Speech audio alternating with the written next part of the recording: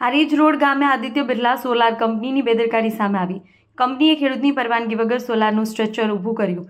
ખેડૂતે કામગીરી બંધ કરાવવા મૌખિક રજૂઆત છતાં કંપનીએ પોતાની મનમાની ચલાવી। ખેડૂતે જિલ્લા કલેક્ટર કચેરીએ પહોંચી કંપની સામે પગલાં ભરવા લેખિતમાં રજૂઆત કરી। રજૂઆતને પગલે કલેક્ટરે કામગીરી અંગે તપાસના આદેશ આપ્યા।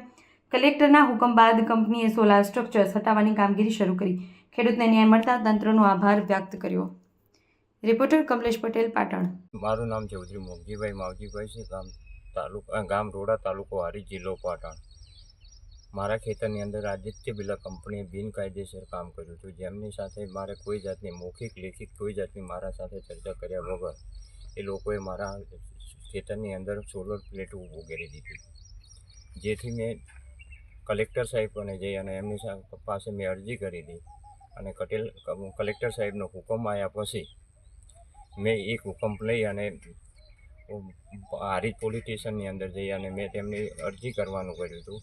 પોલીસ કેસ એમની પાછળ દાખલ કરતો હતો, તો એમને કીધું કે 10 દિવસની એમને મોહલત આપો, જેથી મેં એમને 10 દિવસની મોહલત આપી અને આજે મારા ખેતરની અંદર ખાલી થઈ ગયું છે ખેતરની અંદર, અને જે કંપની બિનકાયદેસર કામ કર્યું હતું તો જે ખાલી કરી રહી છે અને મને યોગ્ય ન્યાય મળ્યો છે।